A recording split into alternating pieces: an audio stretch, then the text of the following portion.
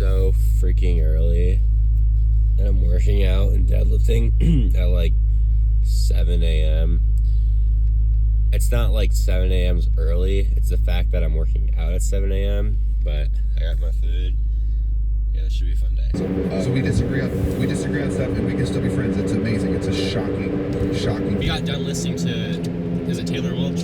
Taylor Welch, The Deep End. Yeah, the Deep End podcast, really good. I think too, it's, if you don't know who you are, you'll never be able to fully convince yourself that it's in God's hands, looking at other people and judging them, trying to fix them. But it's like, what are you doing? If you're trying to fix them, maybe you need to fix yourself first. You know, it talks about Satan going into the garden as a serpent. In the podcast, he was saying that he couldn't even come down in man form because he just denied God, and God said, no, you weren't allowed to do that. So he had to go so low. He had to go so low and pretend that he wasn't a human being. He wasn't him. He had to fake his identity, become a serpent, and then try to attack, Adam and Eve. And that's what we do. We fake our identities. I feel like, we put on this affectation that we are who we're not, and we just snoop down. So once you find that key component of life in itself and just letting go, I think that's when you become okay with yourself. That's when you become peace, or at peace at least. Really, your spiritual attachment, your main attachment in life is to God. That's really the sole source. And then the great thing is it's like you to God, and then God to you, to people, and not you to people. Because you're getting that, you're cutting them off. And what you're doing is, the problem is when God doesn't work through you and you work through yourself, you don't see that, huge plank of wood in your eye. You look at this splinter in his eye and you're telling him, but I also think you're blinded. That parable, that you can't see because you're under your own illusion. You're under your own spell of lies that you're believing. And then you're seeing the world through those lies and judging someone else through lies. So basically, you're judging someone on your own lie. And then there you get into the mirror aspect of like people that project their own problems. For me, it was fear and it was anxiety. So what had happened was I was so afraid of certain outcomes happening that I was constantly looking around for those outcomes to happen. And what I'm doing is almost creating that reality that I'm trying to avoid by fearing it. Like basically, since I'm looking for it now to be able to defend myself from it.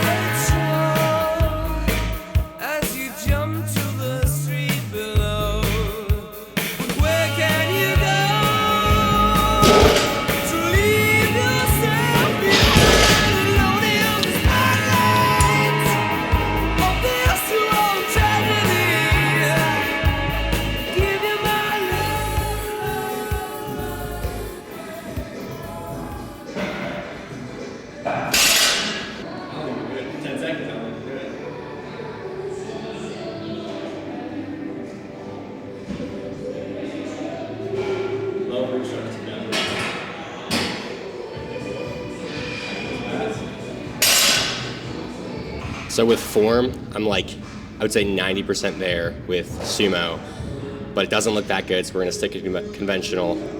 I just think it's too much risk right now for what I'm doing. But conventional's not bad. I feel like I can lift more. My grip strength is there, but it's just too much. It's not it for me. I don't know if I'm not built for it, but sticking to conventional, going back, gonna do a couple sets more, but I don't know. It's just not worth it to me.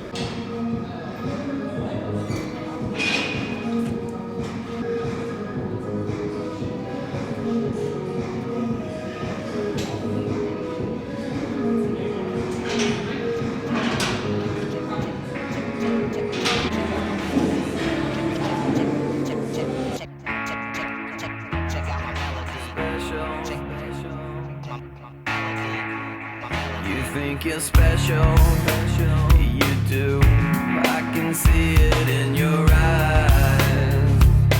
I can see it when you laugh at me, look down on me, and walk around on me. Just one more fight about your leadership, and I will straight up leave you. I gotta take a step forward. I was too far back. 'Cause I've had enough of this, and now I'm pissed. Yeah, this time I'ma let it all come out. This time I'ma stand up and shout. I'ma do things my way. It's my way or the highway. This time I'ma let it all come out. This time I'ma stand up and shout. I'ma do things my way. It's my way.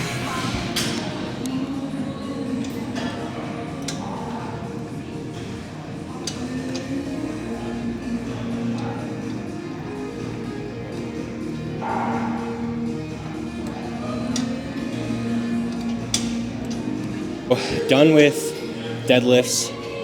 We found cause and effect of why it's my weaker point right now. I have trouble shooting my hips. I don't have any problem getting it off the ground. Conventional is definitely a lot easier for me because I can get it up. It's just the locking point's a little bit hard.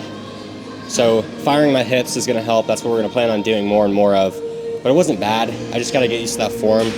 It's been a while since I've like actually focused on deadlifts. We practiced Zerchers for a while. That went really good. I like them, but they're pretty hard on your back. So going into deadlifts now, gonna try conventional again, get that form down. Hopefully everything should be good, but sumo's just not it for me. It's just not cutting it.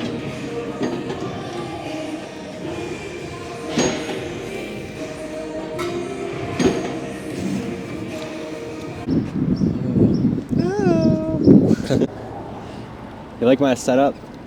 I love the setup. I'm resting the camera on my protein bar. Pretty cool.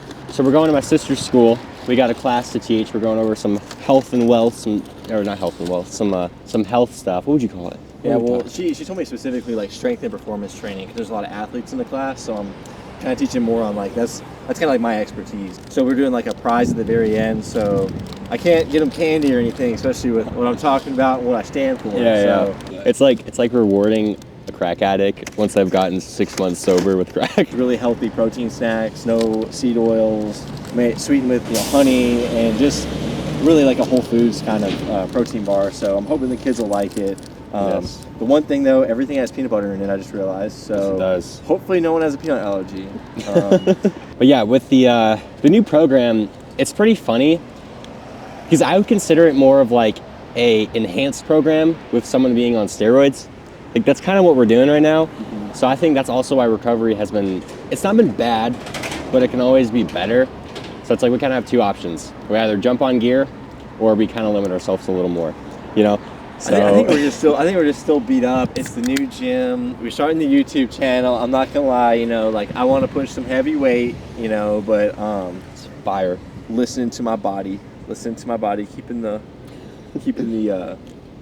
volume low. I still want to, because I really want to train with intensity, so I want to keep the volume lower. And you just want to go in there and keep working out because that's the fun thing. That's the thing we like to do. Yeah. But you gotta be smart. Less is more, and more is taking you into the negatives of recovery, and then your next session's even worse. So sacrifice today for a better tomorrow is like a motto I always go by. Yeah. Today was the first day where I didn't feel absolutely destroyed after we walked out. And this is the earliest we have worked out in probably 6 months. Got up at 6:30, and it's funny because normally later in the day I feel pretty loopy and I'm just like out of it.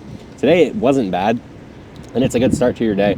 But I think, you know, obviously the best thing to do is work out once you are just peak. Yeah, you have the most food in you. You feel the most energized. You've got done what you need to get done. Most optimal. The most convenient time, the time where you're not stressed. Like for me, I always like to work out like after work or something like that because I know I have a lot of time to work out. I don't have to feel rushed or anything. If I'm on like a time crunch, it mentally can mess with my workout. If I feel like I have to really like speed everything up, I feel like I can't take my time on my warm up, and then, you know, I feel like I'm just rushing through the movements compared to just like relaxed and calm.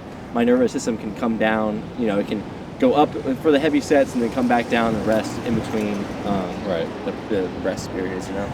Yeah. All in all, not a bad workout. Pretty good. Just got to work on my form a little bit more. I keep jumping back and forth from sumo to conventional. I need to just stick to one. Conventional is definitely better for me. Sumo's fine, but if you look at my grip strength and how I'm just performing at it, it doesn't look the best. So sticking to conventional, gonna work on that. I mean, deadlifting hasn't been the best movement of mine. I've always been better at benching. Yeah, gonna get strong. I think we need to set a goal for me at least of getting to like deadlift 500 or something up there. Oh, for sure. You know, because I got 375 up, 4 or 5 I couldn't get up. But that was also a long time ago. So if I just stick to this program, we should be good. We should be cooking. Everything just takes time. The thing too is you never actually like barbell. No. Or you never like truly deadlifted. You'd stiff leg deadlift when you did your bodybuilding stuff, but you never like. See, I did the powerlifting route, so I have so many more reps on you of just like getting the form right. So yours looks great. I mean, the fact that you were able to float 225 today. Your form looks great. I'm still focusing on mine too. Apparently, I was going back to the grip and rip method where you just kind of grip and rip it, and I was getting some lower back rounding. So I talked to one of my really good friends, close friends, big power lifter, and he was like, yeah man, like you gotta fix your setup.